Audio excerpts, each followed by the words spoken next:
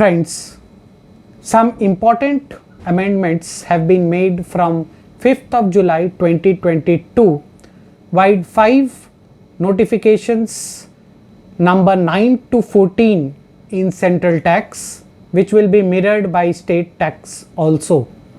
We will discuss 10 important amendments in this video and going forward release few more videos on the amendments. First and foremost, the e-invoice compliance has been found to be low in the country, and therefore there has been an amendment in Rule 46 of the CGST rules with respect to invoicing. Now those taxpayers like banking company, insurance companies, GTA, which are exempt from e-invoicing irrespective of their aggregate turnovers, have to declare on their invoices that they are not liable to do e-invoicing irrespective of their turnovers under Rule 48 Sub-Rule 4.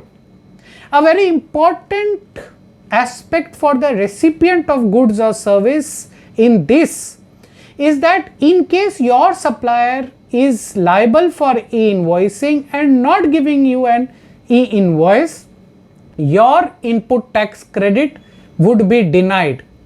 Therefore, it is important for all the taxpayers to ensure that the input tax credit which they are taking on the basis of non-e-invoicing are exactly those where suppliers are not liable for e-invoicing as per the IRP portal.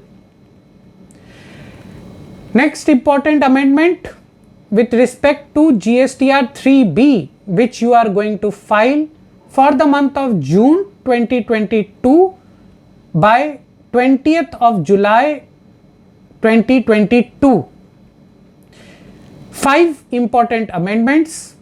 First, you need to reverse the ineligible or blocked credit under 17 subsection 5, which means that it is just not a mere disclosure, but you avail it in table 4A and thereafter show it as a reversal under table 4B1 of GSTR 3B. Next, for e-commerce operators or sales made through e-commerce operators, the taxpayers who are selling through e-commerce operators have to disclose it separately, as well as the e-commerce operators too have to disclose it separately under table 3.1.1.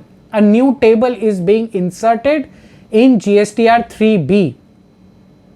Next, in case you as a recipient of input tax credit do not pay your suppliers within 180 days, you have to reverse the input tax credit. Where you are reclaiming such input tax credit after you are paying it to the suppliers, then you have to disclose it separately now under table 4D1. Fourth, any input tax credit which is time barred under 16(4), that is after this Finance Act 2022, any input tax credit which you may not have availed because it is time barred after 30th of November 2022, that needs to be disclosed separately under table 4D2, as well as any input tax credit which you cannot take due to place of supply rules, or for example, you are registered in Maharashtra, you go to Bangalore, give your GST number to a hotel, he charges you CGST and SGST, and because you are not registered in Karnataka, you cannot take the input tax credit although it reflects in your GSTR 2A or 2B. Now that input tax credit not availed by you, since ineligible, would have to be reported under table 4D2 of GSTR 3B. So your systems have to be changed when you are filing GSTR 3B from July 2022, where there is only 2 weeks left, and therefore you need to be careful while filing this GSTR 3B. Next important amendment giving effect to the GST Council's recommendations is that there is no requirement of input tax credit reversal for sale of duty credit scrips like RODTEP or MEIS scrips. Question is, what about the ITC already reversed? As this notification is effective from 5th of July 2022, therefore it can be understood that duty credit scrips sold post 5th of July 2022 would not require a corresponding ITC reversal, which also means that for any duty credit script sold before 5th of July 2022, one needs to do proportionate reversal of ITC of at least common input tax credit. A very important amendment which was long required on account of interest payable under GST on delayed payment of GST or otherwise. Two important clarifications: wide notification of Rule 88 capital B is number 1. In case you have filed GSTR 3B delayed, interest is only applicable on the payment made through cash ledger and not credit ledger. Number 2, in case you have availed and utilized input tax credit, only then interest would be applicable. What would be the scenario and how would be the calculation of any interest availed and some part of it utilized? That has also been explained in Rule 89 now. You have to see your credit ledger. For example, in March 2022, you claimed and availed wrong input tax credit of 100. Your credit balance in April 22 was rupees 50, and in May 22 you have reversed even that 100 rupees which you have taken wrongly in March 22. The interest would be applicable only to the extent of 50 rupees which you have utilized, as your credit balance has gone below 100 up to 50 only. So for rupees 50, the input tax credit has not been utilized and therefore no interest is applicable on that. That has been clarified via this Rule 89. 4 important amendments notified in these notifications on GST refunds. 1.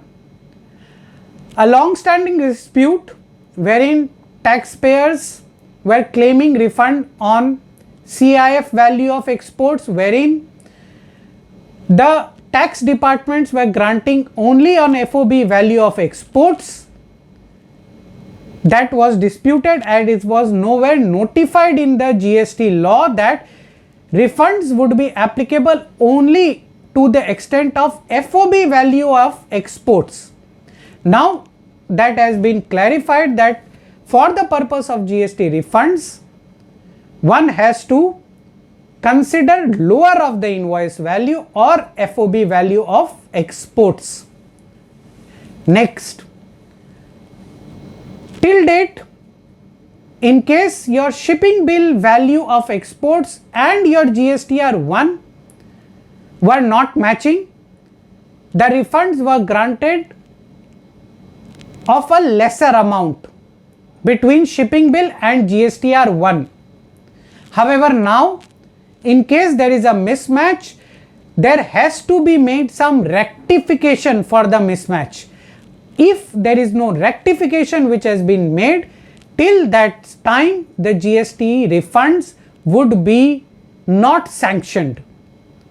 So in case there is a mismatch between export value as per shipping bill and GSTR 1, until and unless it is reconciled and rectified online, such refunds may be blocked by the GST department. Third, in case of refunds, many a times, for example, there is an eligible ITC, however, there is an ineligible refund which has been granted. For example, you have taken an advance authorization and also claimed on payment of duty refunds. In such case, the refund was also granted, but thereafter recovered with interest and penalty. The same was also paid by the taxpayers. However, the question was how to get the recredit. There was no machinery to give the recredit. Now, the machinery vide Form PMT-3A has been notified and will be operationalized soon. In case of risky exporters, we all know that those exporters which were tagged as risky exporters were not getting the GST refunds as they were blocked. Now, the customs department would process such application and send it to the jurisdictional officer, who would now process such refunds on the basis of merits of the case. So, even if you are tagged as risky exporters, the refunds would not be blocked, they would be still be processed by the jurisdictional officers. This is a very important development under GST. However, risky exporters untagging is a major issue, where even RODTEP MEIS credits are denied to such exporters, and even 100% of the consignments are opened at the customs board, which creates a real hardship. Therefore, the government has to come out with a way of untagging the risky exporters rather than granting of GST refunds only to those exporters. Friends, there are many other important amendments vide notification 9 to 14. For example, there are amendments in GSTR 9 and 9C, which we would be taking up separately in the forthcoming videos. So please keep watching, liking this channel and subscribing. Thank you very much for your patient hearing.